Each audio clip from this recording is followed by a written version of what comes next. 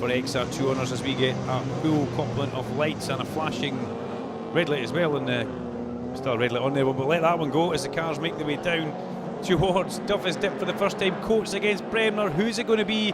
These guys should be nice and respectful of each other's machinery as Raymond Boyd has a massive lock-up going in there in the portion. John Kinmond already sniffing about at the back of Alistair Coates.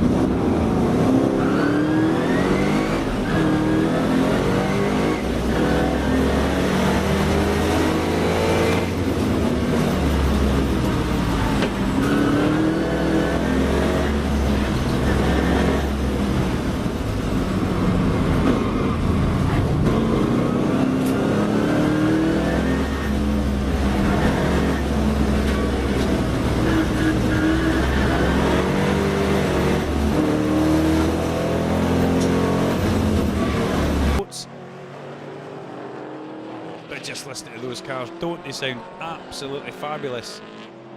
24 cylinders at the front there. Had to pause for a minute to make sure I could calculate that right in my fingers. As Alistair Bapty goes through as well. Accelerates up the back straight now. And William Curry a little bit off the pace at the back, but on the pace. Look at those guys flying those cars through Clark Corner. And Robert Bremner, already starting to eke out a fair bit of an advantage. As we go round towards the hairpin, get all the cars through Clarkson, let's head towards the hairpin, in they come. And today is a day where you want to have an open cockpit car at Knockhill, that's for sure. Listen to that, big sideways up the main straight they go. Raymond Boyd now has a little bit of a jink out from the back of John Kinmond, and can he make that manoeuvre stick?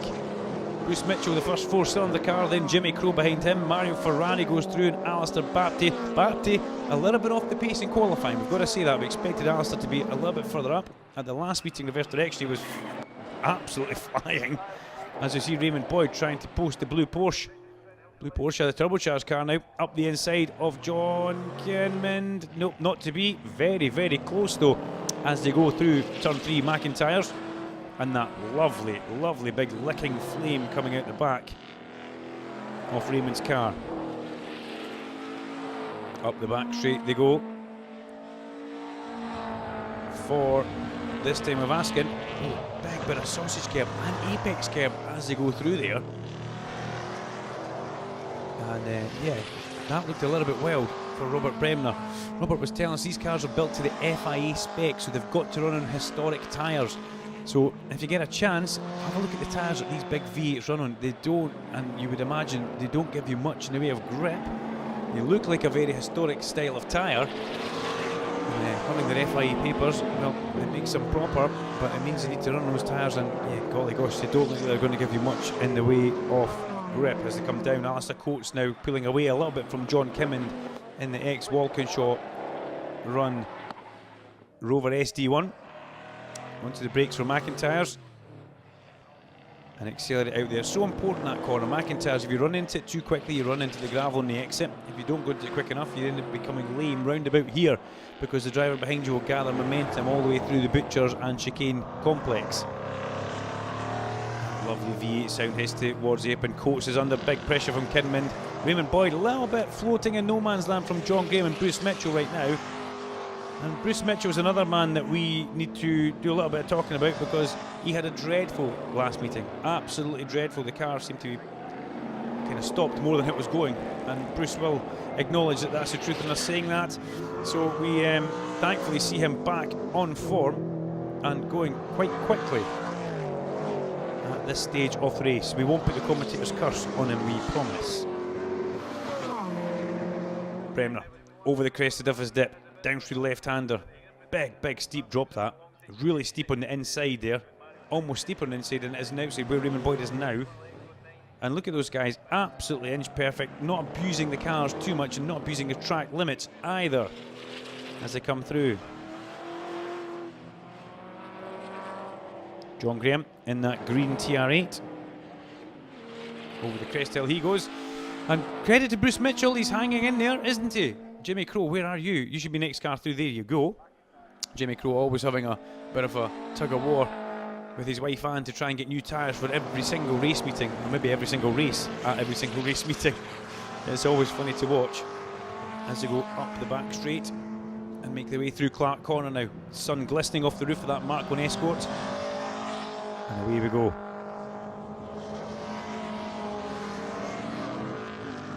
Bremner over the line. He's past William Curry in that XR2. Raymond Boyd as well, still going well. The problem Raymond Boyd's Porsche had was a mid-range misfire. And it looks like now they have pretty much got to the bottom of that as he tries to go past the Curry XR2 there. Has that car got a problem? Doesn't seem like it's going that quickly, to be honest. But as they go through and make their way up over the crest of the chicane, Raymond Boyd there a little bit different coming through. But we'll let Raymond away with that one. And William Curry stays well out the way, well out the way of the next car coming through, and probably for the best because it was Jimmy Crowe. As they make their way towards the hairpin now.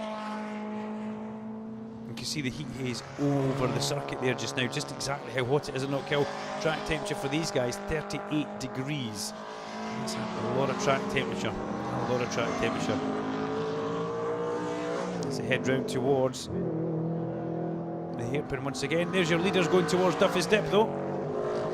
Raymond Boyd drifting off the back of John Kinman now. John Graham in turn in a bit of no man's land. Then we've got Bruce Mitchell. Beautiful little Lotus Europa that. It really is a great car. And I really think, well, I thought we would have seen a little bit more from Alistair Bapty, to be honest. I expected Alistair Bapty to have maybe got that a little bit further up the grid and done a little bit more, shall we say, damage, but not actual damage. I expected Bapty to be mixed in with these guys at the front in that little Fiat X19. As look how close John Kinman gets to those bollards at the chicane there, just flirting with the edge of them without actually hitting them. Brilliant bit of driving there. And on we go to another lap here at Knockhill Racing Circuit for these guys. About this time, they're probably starting to look for the last lap board to come out. It'll be very, very hot in these cars. It does give you a great bit of heat soak that comes through from the floor pan, from the engine, especially a big V8 engine sitting in front of you. You're going to know all about that. If you've got an open cockpit though, like Robert Bremner, it's maybe going to be not as bad.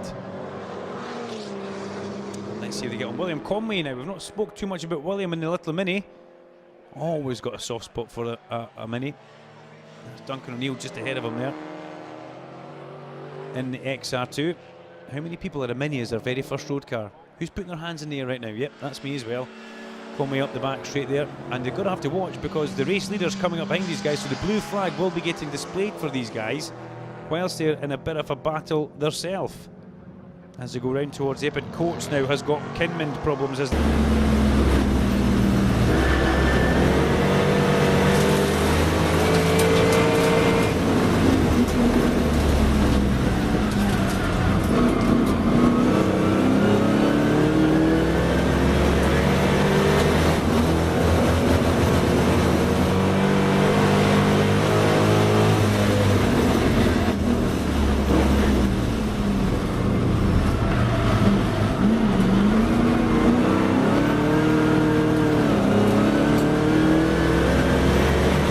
through Clark.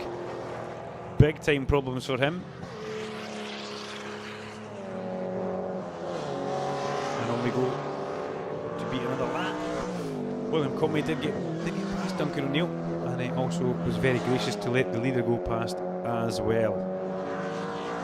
As we go on to another lap.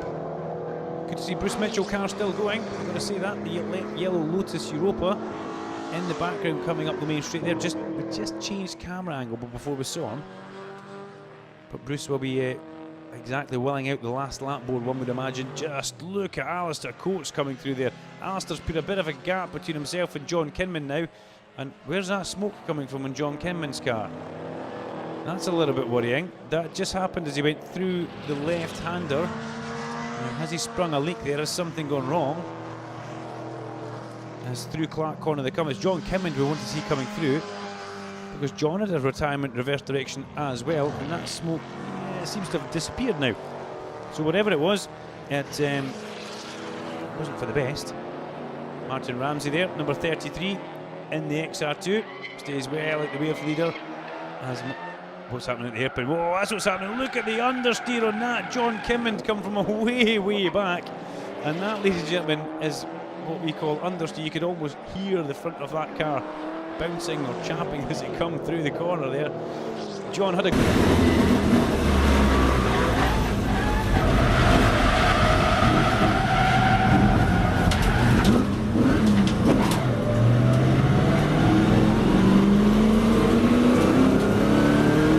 the brakes, but unfortunately seems to have lost out just that little bit more than he would have liked to have. But we will let him away with that because he had a very good effort at it at the hairpin. Robert Bremner goes over the crest of the chicane, and really he has made this race his own from the word go. Fiona did speak to him before that, and she did question, whoa, Alistair Coates, dear oh dear. She did question what it was going to be like, and Robert actually said Alistair Coates might be a bit quicker. But right now, we can't see that, that's for sure. It's all about the man Bremner in the red car as he makes his way towards the hairpin for one more time. And he will be definitely looking forward to seeing that last lap board and that checker flag. Coates goes through, he's got Boyd and Kinman behind him. John Kinman looks like he's purely playing for the crowd now as he gets the back of that Rover completely and utterly sideways as he goes up the main straight to click off another lap. Sounds great in the camera, that, doesn't it? Let's listen to these cars as well. Yeah. The difference in the engines, the difference in the class structure in this championship is fabulous. Obviously the bigger engines are at the front, the smaller engines are at the back, but it was Alistair Bapty who was at the sharp end in the championship coming into this meeting. But after this meeting, it's not looking too good for Bapty. He's not showing the kind of form and class which we expected him to carry on forward. William Comey stays out the way of Raymond Boyd as he goes up the main straight now. And Boyd, he looks like he's got that thing singing on all 6 cylinders. And he's pulling very well up the hill. John Kinman still well and truly in the mix there. I've got to say, John Kinman, if he hadn't made that silly kind of mistake at the hairpin earlier on, he might still well be up with Alistair Coates, as we see Coatesy coming through just now. And you can see just how much time John Kinman lost. Raymond Boyd well and truly in there. Bigger wing on the back of that Porsche as well. There's got to be more cooling that gets done because it's all turbocharged now. It's not just a case of bolting on the turbo and seeing how you get on. There's an awful lot more than that. And Alistair Coates can now feel the heat from that turbo, one would imagine. He can sense that behind them Raymond Boyd is incoming. And is Raymond saving it for the very end of this race? Is he going to try and do something right towards the end as they go through the hairpin and accelerate up towards the start-finish line? Whatever's going to happen will probably happen at the hairpin, but Boyd, he's got to be so good through these twisty parts. He's got to link all these corners together in a hope that he can catch up to the back of Alistair Coates by the time they get onto the run round towards the hairpin, and he's gaining all the time down through. Look at Raymond all over him now as they go through that Arnold Clark chicane, or the chicane, and climb up the back straight towards Clark Corner. Robert Bremner's already gone, and this has been a good lap that Raymond Boyd's put together. The checker flag comes out for Bremner. Let's look in the background on the run into the hairpin. Is there going to be a change for that second place? As we see the left of the screen, in comes Coates now, but it's not going to happen.